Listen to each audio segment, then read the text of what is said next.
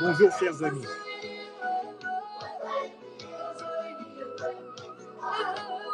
Attentat de Kafolo, prisonniers politiques en danger, souffrant ivoirien de toutes conditions.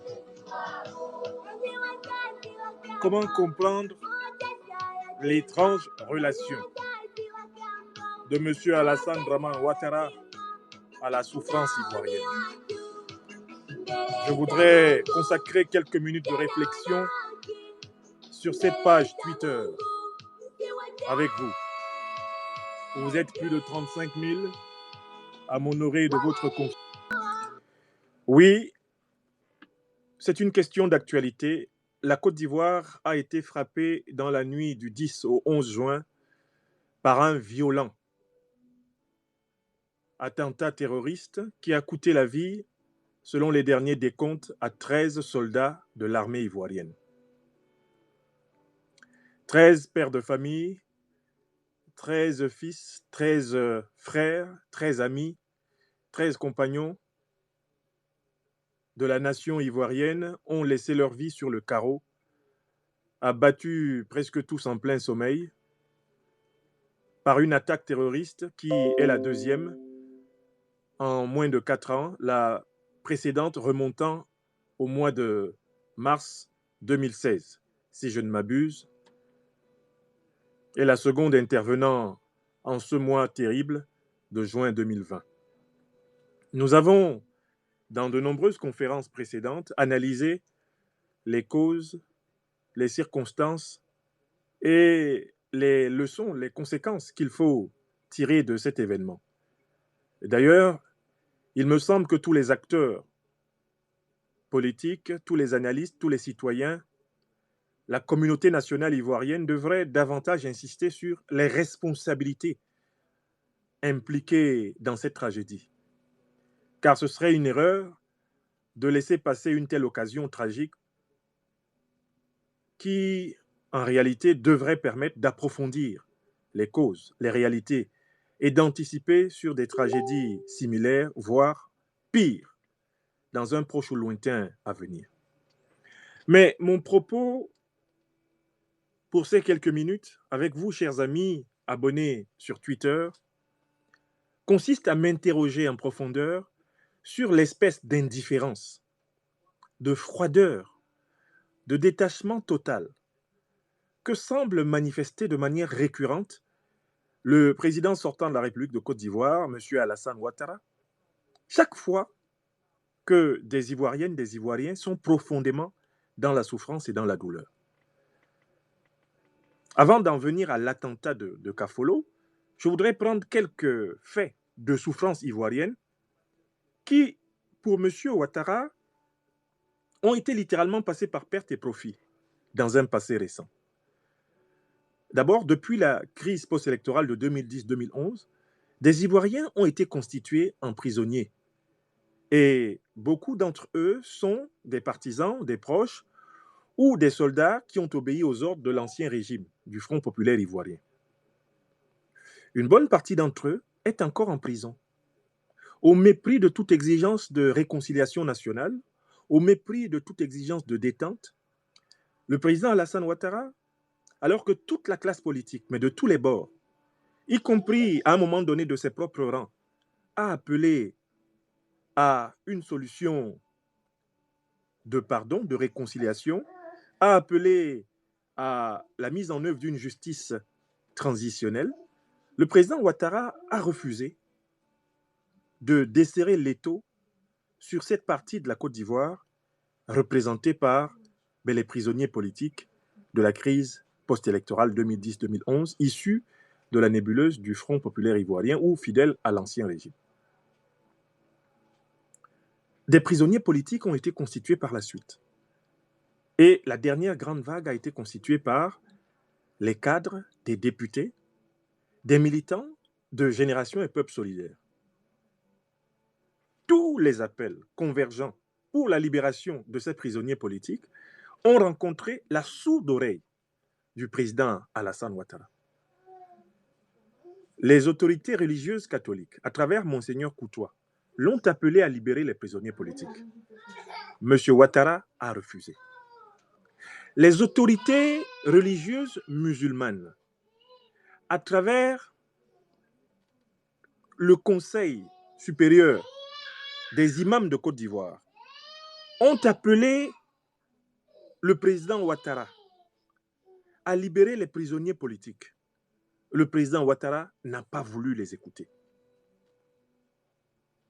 L'autorité judiciaire la plus importante du continent africain, à savoir la Cour africaine des droits de l'homme et des peuples, basée à Arusha, en Tanzanie, a le 22 avril ordonné la libération immédiate des prisonniers politiques de Génération et Peuple solidaire, la suspension des poursuites engagées contre eux, la levée immédiate du mandat d'arrêt international lancé contre Guillaume Kibafori Soro, le président de GPS et candidat à l'élection présidentielle 2020 en Côte d'Ivoire.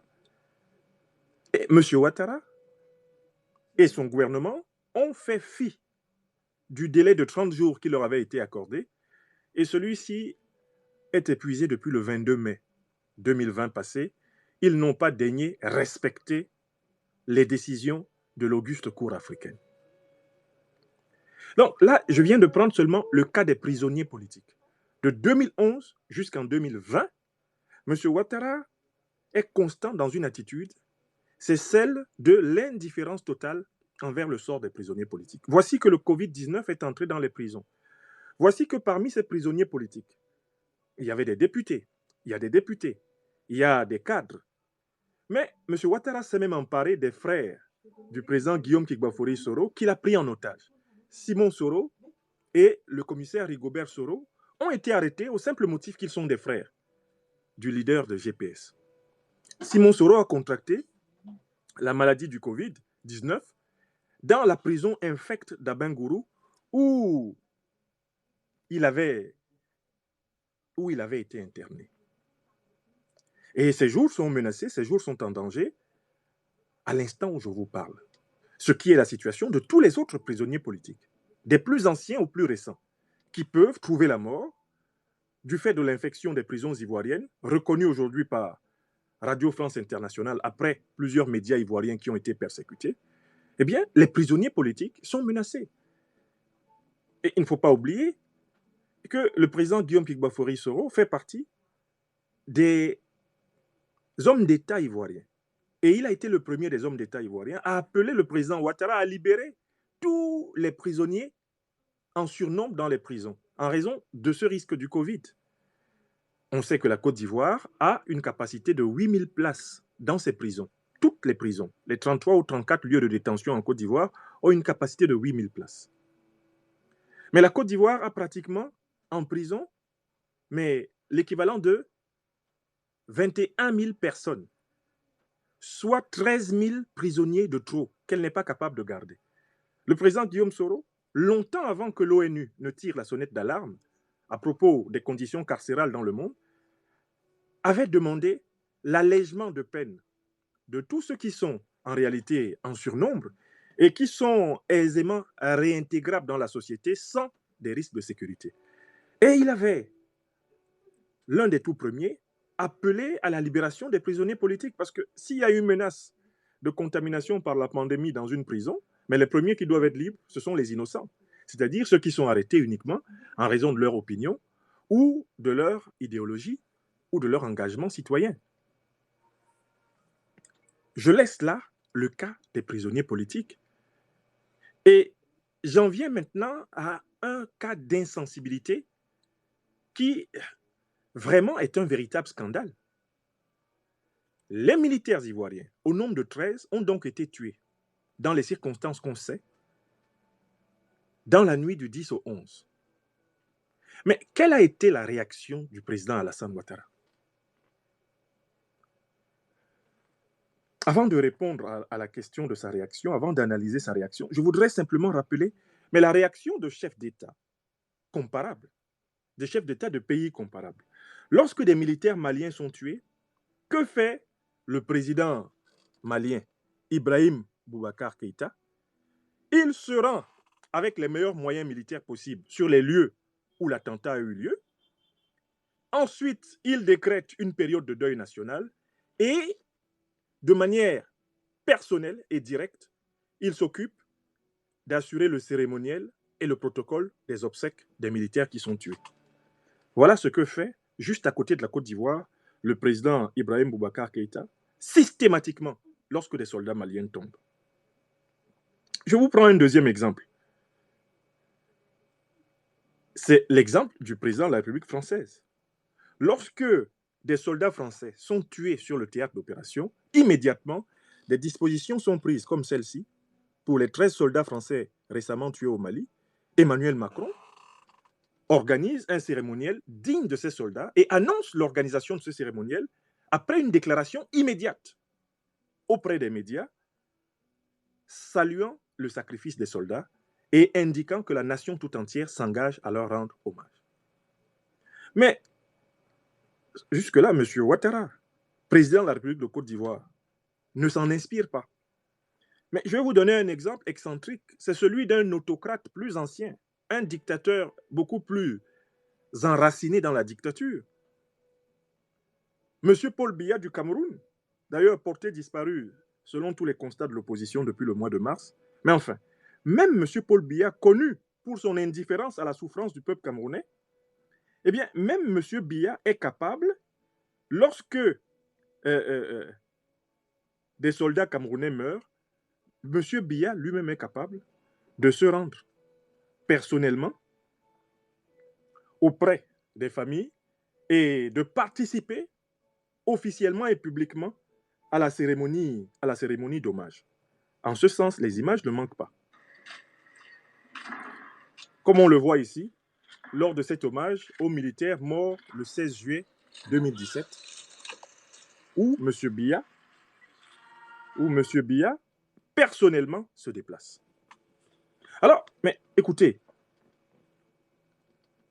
si celui même qui est considéré comme le plus indifférent des autocrates africains déclare quelque chose quand ses militaires meurent et se déplace, on peut se poser la question de savoir, mais qu'est-ce qui explique l'étrange apathie, l'indifférence de M. Ouattara au lendemain du massacre de Kafolo? Dans la nuit du 10 au 11, des soldats sont tués. Que fait le chef suprême des forces armées, le président Alassane Ouattara, le matin du 11, quand il se réveille, le jeudi matin du 11, quand il se réveille, que doit-il faire? En véritable chef suprême des forces armées, il devrait d'abord faire une déclaration. Déclaration devant la nation ivoirienne.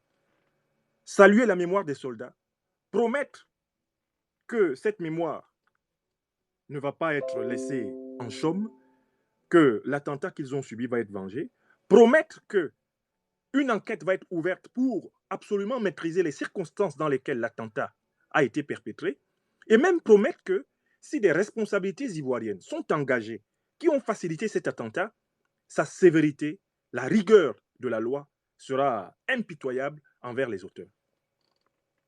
Ça, c'est le minimum sur le plan de la communication. Ensuite, on peut s'attendre à ce que sur le plan de l'action, le président Ouattara s'organise avec un détachement de l'armée, avec sa garde, pour se rendre à Kafolo, pour se rendre justement dans cette région de Kong qui se trouve être la région qu'il a indiquée aux Ivoiriens comme étant sa région natale, comme étant la région patriarcale dont il vient.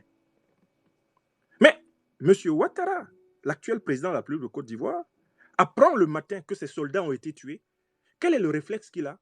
C'est de se rendre en villégiature dans sa résidence à Assini, en bordure de plage. Quel est le réflexe qu'il a? C'est de se mettre tranquillement à l'abri et de continuer sa vie doucereuse en laissant un ministre hautement suspect, non seulement de laxisme et d'incompétence dans l'affaire, le ministre de la Défense, mais hautement suspect parce que cité par toutes les enquêtes internationales sur le narcotrafic en Côte d'Ivoire, le laissant gérer littéralement en pompier pyromane une situation dont il est en réalité le premier responsable, le premier coupable au niveau gouvernemental. Alors, j'ai voulu vraiment réfléchir à haute voix avec chacune et chacun d'entre vous, en me demandant mais pourquoi on tue à Kafolo, non loin de Kong, qui se trouve être le village du président, c'est-à-dire pratiquement donc chez lui, selon ses propres termes. Et le président choisit, quant à lui, de se rendre tranquillement à Assini et de continuer sa vie comme si de rien n'était, sans s'adresser solennellement aux Ivoiriens.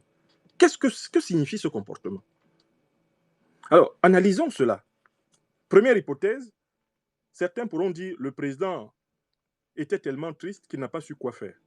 Mais M. Ouattara est président depuis pratiquement 9 ans. On ne peut pas dire du président Ouattara qu'il soit un homme d'État inexpérimenté. Il a été Premier ministre de 1990 à 1993, soit au moins 3 ans pleins. Il aura été président au moins de 2011 à maintenant 2020, soit 9 ans pleins. C'est-à-dire que M. Ouattara cumule au total au moins 12 ans d'expérience au sommet de l'État. On ne peut donc pas dire que c'est par inexpérience que le président Ouattara n'a pas communiqué tôt le matin, ne s'est pas adressé le plus tôt possible aux Ivoiriens. On ne peut pas dire que c'est par inexpérience qu'il ne s'est pas rendu sur les lieux, comme le font tous les chefs d'État valables. J'oubliais de vous donner l'exemple d'un chef d'État encore plus complet en la matière, c'est Idriss Déby. Lorsque les soldats de l'armée tchadienne ont été massacrés dans le lac Tchad, qu'a fait Idriss Déby? Je vous montre cette image symbolique d'un véritable chef, hein, et qui montre vraiment que, malheureusement, à la tête de la Côte d'Ivoire, nous n'avons pas actuellement quelqu'un qui soit apte à gérer les questions de sécurité et de défense. Qu'a fait Idriss Déby? Idriss Déby s'est rendu dès que possible avec un détachement de l'armée sur le terrain, auprès des hommes qui avaient été meurtris. Tout le monde a vu, toute l'Afrique a vu ces images d'Idriss Déby sur le terrain. Bien sûr qu'il est militaire de formation et que ce n'est pas rien dans les raisons pour lesquelles il a réagi ainsi, mais en réalité, tout véritable chef d'État qui veut inspirer la confiance à ses troupes ne s'éloigne pas de ses troupes quand elles sont frappées. Au contraire, il s'en rapproche. Il se donne les moyens sécuritaires de s'en rapprocher afin de montrer qu'en chef d'État, donc en chef suprême des forces armées, c'est lui qui contrôle le terrain. Et c'est ce message que Idriss Déby a su envoyer à Boko Haram en se rendant là où précisément ces soldats avaient été massacrés. Donc, si M. Ouattara ne fait pas cela, on ne peut pas faire l'hypothèse que c'est par inexpérience. On ne peut pas dire que c'est parce qu'il ne sait pas que c'est ce qui se fait. On ne peut pas dire que les conseillers de M. Ouattara, au cas où M. Ouattara aurait oublié ce qu'il faut faire, ne sachent pas que c'est ce qu'il faut faire. Car M. Ouattara cumule pratiquement plus de 10 ans, 12 ans de pratique politique et donc d'expérience de l'État. On est obligé de chercher une autre hypothèse. Pourquoi Alassane Ouattara ne compatit pas envers les Ivoiriens? Alors, il me semble qu'il faut aller chercher dans la relation profonde de M. Ouattara avec le peuple ivoirien. Malgré tous les efforts que M. Ouattara a fournis pour prouver qu'il était, comme tous les autres d'ailleurs, un citoyen ivoirien, il me semble que M. Ouattara n'a jamais eu la conviction intérieure que le peuple ivoirien l'avait accepté comme tel. Je crois aussi que le fait qu'il soit arrivé au pouvoir à l'issue d'une guerre n'a pas aidé à cette acceptation mutuelle et réciproque entre Alassane Ouattara et le peuple de Côte d'Ivoire. Il me semble qu'Alassane Ouattara continue de se comporter en Côte d'Ivoire comme s'il était en terre conquise. C'est-à-dire qu'il se comporte comme un conquérant, il se comporte comme un colon noir. Effectivement, quand vous avez pris le pouvoir avec le sentiment que vous avez la force et que vous l'avez pris par la force, parce qu'Alassane Ouattara n'a pas pu faire reconnaître immédiatement sa victoire dans les urnes, il lui a fallu une victoire militaire pour exercer le pouvoir. Il me semble que dans l'ADN du pouvoir Ouattara, il y a une faiblesse psychologique qui vient du fait que Alassane Ouattara croit qu'il est devenu président de la République et est convaincu qu'il est devenu président de la République uniquement par la force, parce qu'il est le plus fort.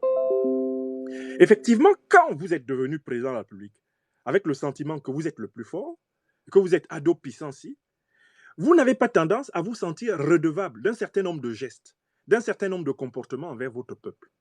Parce que ce n'est pas la même chose lorsque vous avez la conviction intérieure, la tranquillité intérieure de celui qui sait qu'il a été élu et qui sait que le peuple l'aime.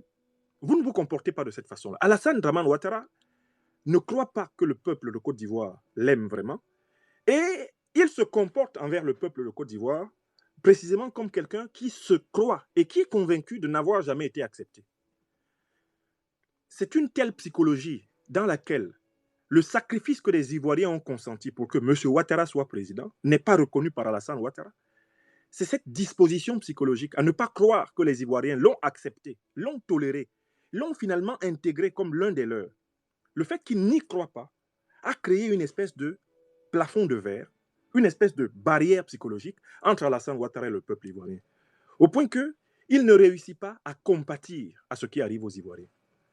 Quand il déloge des pauvres Ivoiriens à Cocody Danga ou à Adjoufou, Alassane Ouattara ne se sent pas dans la peau des familles qui sont jetées dans la rue. Quand il déloge des pauvres Ivoiriens et que des proches de sa famille s'accaparent de leur lot et en font commerce, Alassane Ouattara ne se sent pas dans la souffrance des enfants, des mamans, des chômeurs, des petits travailleurs qui se retrouvent à dormir sur des dalles de cimetière. Non, Alassane Ouattara n'a pas cette projection que l'on appelle en psychologie l'empathie, c'est-à-dire la capacité d'imaginer ce que l'autre ressent. Il n'a pas ça. Il n'a pas ça avec le peuple de Côte d'Ivoire. Et c'est cette hypothèse que je veux partager avec vous. Elle a déjà fait l'objet de nombreuses analyses psychologiques, mais on voit très bien qu'il y a un problème psychologique entre M. Ouattara et ce peuple. Toujours pour appuyer cette hypothèse de l'absence de communion psychologique entre Alassane Ouattara et le peuple ivoirien. Voyons très bien comment Alassane Ouattara se comporte avec la campagne ivoirienne. Dans le storytelling de M. Ouattara, il nous a dit qu'il était originaire de Kong, que ses ancêtres étaient originaires de Kong. Il nous a fait une autobiographie dans laquelle il était héritier d'une dynastie. Il s'est présenté comme le porteur d'un sang royal, d'un sang princier qui serait celui de Kong. En tant qu'intellectuel politique, je n'ai jamais cru en cette histoire. Je ne crois pas que M. Ouattara soit descendant royal de l'Empire de Kong. D'autant plus qu'à la cour de Kong, on ne l'a jamais vu figurer ni jouer même le rôle un rôle de notable. Et on n'a jamais entendu une véritable histoire royale de la ville de Kong dite par les autorités traditionnelles de Kong et intégrant Alassane Dramane Ouattara comme étant héritier de quoi que ce soit. Mais ça, c'est la première remarque. Je ne crois pas en cette autobiographie princière et royale de M. Ouattara. Mais je vais plus loin à propos de cette histoire de Kong. L'attentat de Kafolo a eu lieu dans la région, précisément de Kong. Kong n'est pas loin de là. C'est cette région-là même qui a été frappée. C'est le village du président. Selon les mots du président, c'est son village qui a été atteint. Mais comment peut-on comprendre que le village du président Ouattara soit atteint et que M. Ouattara n'aille pas consoler les gens de son village, le peuple de son village, n'aille pas sur ses terres ancestrales, marquer le coup et s'adresser à la Côte d'Ivoire depuis chez lui? C'est quand même curieux. On connaît la maison et les séjours du président Félix Houphouët-Boigny, premier président de la République de Côte d'Ivoire, à Yamoussoukro. On connaît la cour d'Houphouët-Boigny à Yamoussoukro. Il a vécu à Yamoussoukro et il repose à Yamoussoukro. On connaît la maison et la cour et la vie du président Aimé-Henri Konan Bédié à Daoukro. Et il y passe une bonne partie de sa vie et une bonne partie de son temps, que ce soit avant qu'il ne devienne président de la République, pendant qu'il était président de la République et après qu'il ne le soit plus. Tout le monde connaît la relation du président Bédié avec la ville de Daoukro. Tout le monde sait que le général Robert Guéhi, quand il a perdu le pouvoir en octobre 2000, où est-ce qu'il a fui? Dans son village, à Guessesso, dans l'ouest. Tout le monde connaît la relation du général Robert Guéhi avec son village ivoirien de Guessesso. Soyons sérieux. Tout le monde sait la relation qu'il y a entre Guillaume Kibafori Soro, président du mouvement GPS, ancien président de l'Assemblée nationale, ancien premier ministre, avec son village de Lafokpo-Kaha. Moi, je connais Lafokpo-Kaha parce que c'est le village de Guillaume Soro et parce que j'ai été dans la cour de mon leader à Lafokpo-Kaha. Je l'ai vu vivre parmi les siens. Je connais sa cour, sa petite maison blanche, modeste, au cœur de la savane. Je la connais. Les maisons de ses oncles, de ses tantes, à gauche et à droite, non loin de Ferkessé-Dougou. Je connais cet endroit-là. Cet endroit a été un lieu d'événements, de rencontres, de discussions, et il y va régulièrement. Donc, tous les hommes d'État ivoiriens que je viens de vous citer ont un rapport à la terre de Côte d'Ivoire. Même moi-même qui suis un fils adoptif de la Côte d'Ivoire, je ne peux pas venir en Côte d'Ivoire sans aller dans mon village adoptif à Sikinsi. J'y vais toujours m'asseoir auprès de cette terre intérieure de Côte d'Ivoire dont je me suis imbibé des traditions.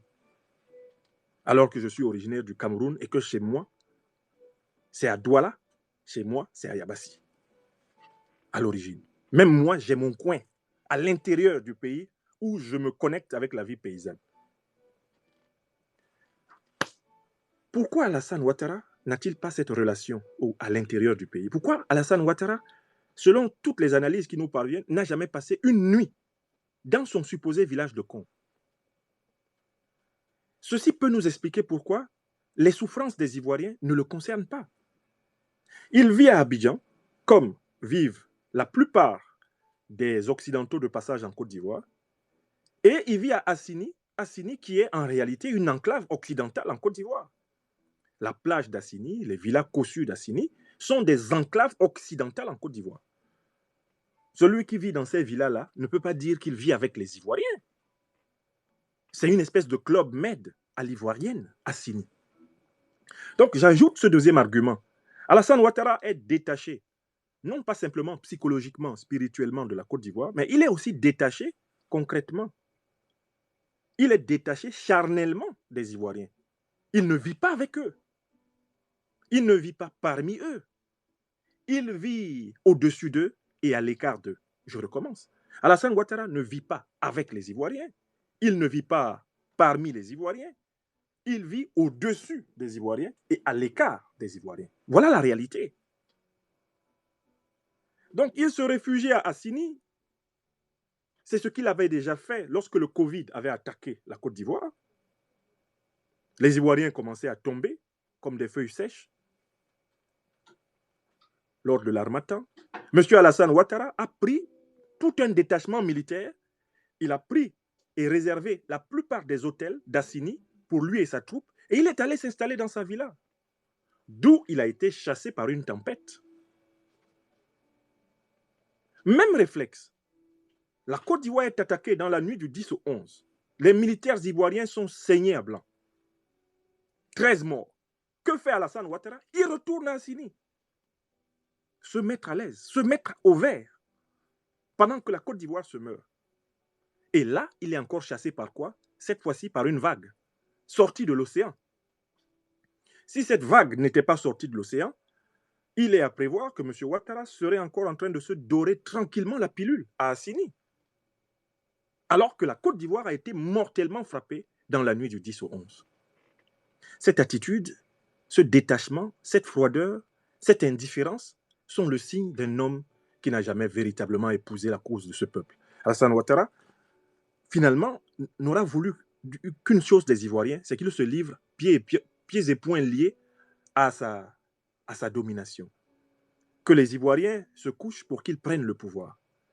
Mais Alassane Ouattara n'aura jamais rendu aux Ivoiriens leur pouvoir. Il n'aura jamais rendu aux Ivoiriens, finalement, la considération que doit celui qui, un temps soit peu, a été élu. Il n'aura jamais respecté le principe de la délégation de pouvoir, le principe de la redevabilité, le principe de reconnaissance. 13 soldats sont tombés à Kafolo et la vie continue au palais présidentiel. Si la vague n'était pas sortie de la mer, de l'océan Atlantique, une vague mystérieuse, si elle n'était pas rentrée dans la résidence de M. Ouattara à Assini, il aurait continué à se la couler toute douce. Alors, troisième considération importante à propos de cet attentat de Kafolo. On a compris que M. Ouattara a un problème psychologique avec la Côte d'Ivoire. Il a toujours cru que les Ivoiriens ne veulent pas de lui et il se comporte avec les Ivoiriens comme un colon noir, c'est-à-dire quelqu'un qui a obtenu le pouvoir par la force. À aucun moment, il n'a voulu nouer avec les Ivoiriens une relation de réciprocité, de redevabilité, de reconnaissance, de service pour le peuple. J'ai dit que la deuxième chose évidente, c'est qu'il n'a même pas de contact physique avec les Ivoiriens. Il ne vit pas physiquement avec eux. Parce que c'est une espèce d'être qui se place au-dessus et à l'écart. Et c'est toute la symbolique de la non-présence de M. Ouattara dans son soi-disant village de Kong. J'ai insisté là-dessus en deuxième analyse. Mais il y a un troisième point important à propos de l'attentat. On sait maintenant de manière très claire, notamment grâce aux enquêtes très précises et documentées de Chris Yapi, que je salue, on sait que les soldats ont été tués. Un, parce que ceux qui savaient qu'ils allaient être tués ne les ont pas prévenus. Donc il y a eu un défaut de travail de renseignement, de transmission et d'usage de renseignement. Deuxièmement, on sait que les soldats ont été tués en raison de la mauvaise qualité du matériel que les soldats ivoiriens qui sont au front, sur les différents fronts, ont. Troisièmement, on sait que mais ce matériel est de mauvaise qualité parce qu'il y a des gens qui sont venus faire du business dans les fournitures de l'armée ivoirienne. Il y a un nom qui sort systématiquement et qui n'a pas à sortir en ces matières. Comment comprendre que M. Ibrahim Ouattara, dit photocopie, soit celui qui achète les fournitures de l'armée ivoirienne, le matériel de l'armée ivoirienne? Quelles compétences militaires cet homme a-t-il pour savoir exactement ce qu'il faut à des militaires qui sont sur le front de guerre, ce qu'il leur faut pour leur protection?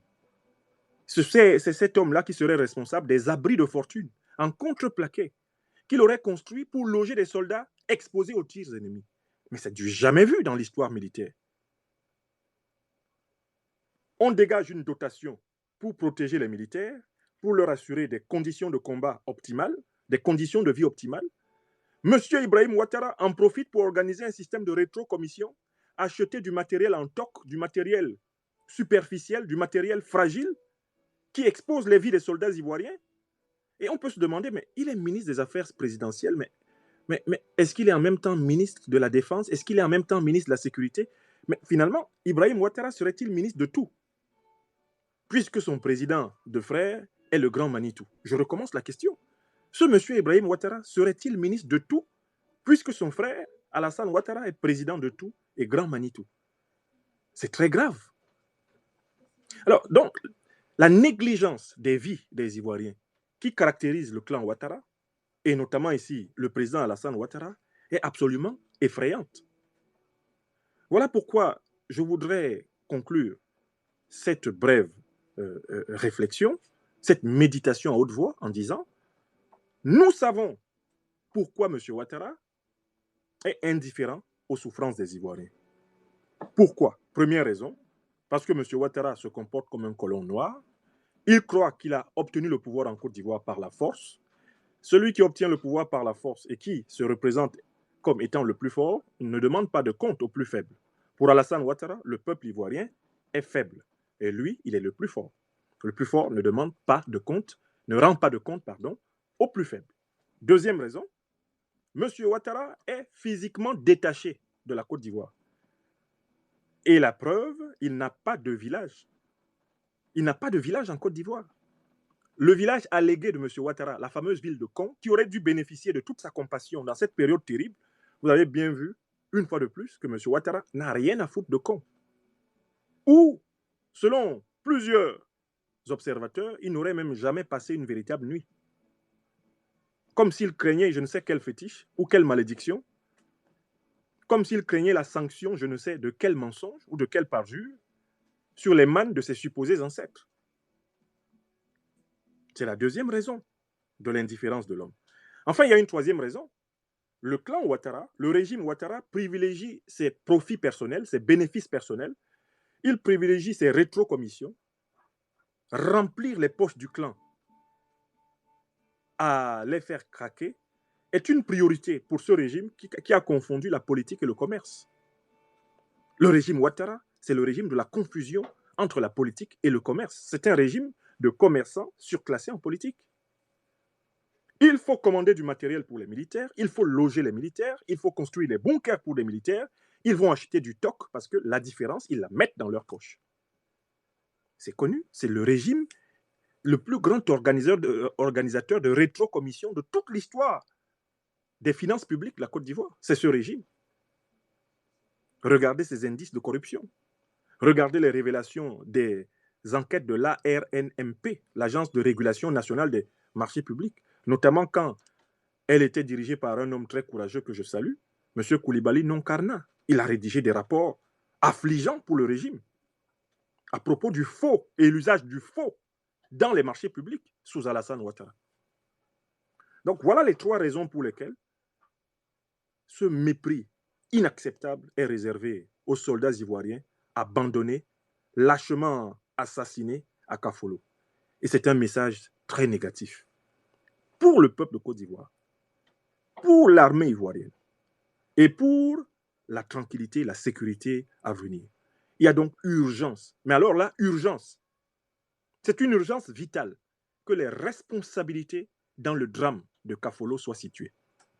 D'autant plus que maintenant, ce drame s'est compliqué de la révélation d'un autre scandale, tout aussi dangereux, à savoir que la Côte d'Ivoire est devenue la plaque tournante d'un système de narcotrafiquants au cœur duquel il y a un nom, un seul grand nom qui sort en permanence, c'est celui du Premier ministre intérimaire actuel, ministre d'État, ministre de la Défense actuel, M. Ahmed Bakayoko. Là-dessus, je vous ai déjà donné suffisamment d'éléments d'appréciation, pas besoin d'y revenir aujourd'hui. La situation est grave, les responsabilités dans l'attentat de Kafolo doivent être situées. M. Ouattara, président de la République, devrait avoir la compassion et l'humilité de décréter un deuil national pour ses soldats. Il devrait ouvrir de toute urgence une enquête pour sanctionner les coupables, les responsables de toutes les lâchetés, de toutes les complicités qui ont rendu possible cela. S'il ne le fait pas, cela va vouloir dire qu'il a quelque chose à se reprocher lui-même, le président de la République Alassane Ouattara, dans ce qui est arrivé. Chers amis, tel était le sens de ce bref propos du soir que j'appelle une méditation à haute voix sur l'étrange comportement de M. Ouattara avec la souffrance ivoirienne. Cela s'explique par des causes psychologiques profondes, cela s'explique par l'absence en réalité d'interaction quotidienne, cela s'explique par le fait que M. Ouattara considère avec son clan la Côte d'Ivoire comme un comptoir où, en réalité, sous couvert de politique, il fait du commerce. Chers amis, je vous remercie infiniment d'avoir suivi avec moi le fil de ces idées que je voulais mettre à votre disposition. Je m'honore de votre amitié sur Twitter. Je vous souhaite une excellente fin de soirée. Au revoir.